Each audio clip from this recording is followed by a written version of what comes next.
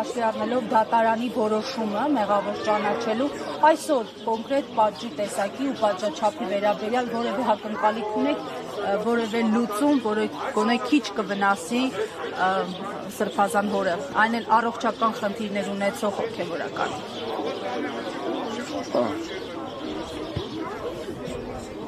Ակնկալիք ես չունեմ, բայց մի բան կարող եմ ասել, որ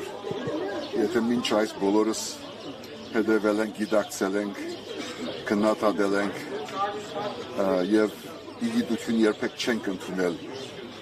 Հայաստանի արդարադատությունը, դատական համակարգի անկախությունը, ինքնուրույնությունը եւ իրավականությունը եւ նույնիսկ այս Սրբազանի վերաբերյալ դատավճռից հետո այսօր եթե ինքը ազատ չարձակվի կոկել այս դատավորը, իդեմս այս դատավորին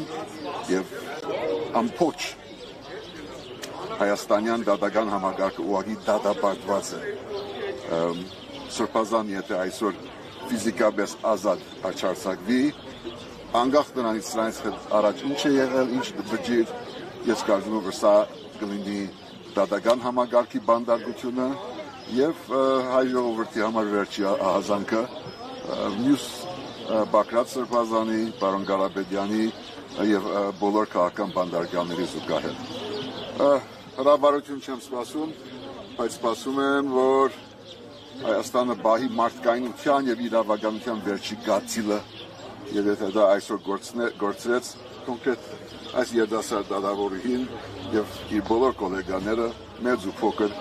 գլին դատապարտված հայոց պատմության մեջ։ Արդյոք հույս կա, որ դատավորը որոշի ազատ արձակել Սրբազանին, այդպիսի հույս կա ձեր մոտ։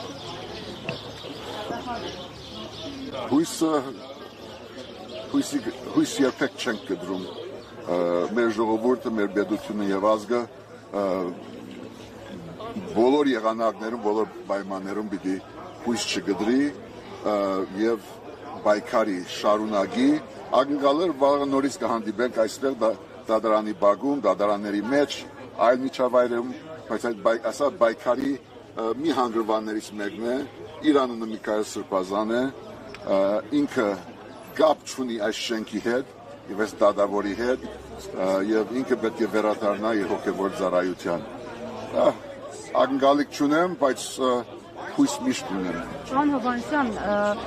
պայքարի հանգրվաններից մյուսն էլ փաստորեն այսօր եք հայտարարել, ժառանգությունը հայտարարել է Վաղարշապատի քաղաքապետի ընտրությունների մասնակցության մասին, սրանով ուզում եք փոխել իրավիճակ, ինչ շրջադարձային կլինի արդյոք ձեր մասնակցությունը։ Չեմ ուզում մեծ ու մանր խոսել սրա մասին, ուղղակի որոշում է, որ ժառանգության վարչությունը ընդունեց, ունենք արժանի տեխնաձու եւ կլինի նաեւ ամբողջական համապարփակ ցուցակ ներկայացնելով մեր հասարակության բոլոր շերտերը, գուսակցական, անգուսակցական, բոլոր սերունդների ներկայացուցիչներով եւ կարծում եմ, որ չասեք շրջադարձային, բայց ինքը նաեւ մենք մեր դերակատարում կգադարենք, որ բեգումնային լինի եւ մաս կազմենք Էջմիածնում, Վաղարշապատում այս իշխանության փոփոխության եւ սա թող հիմք կլինի ընդհանրապես մեր համապետական ազատագրման։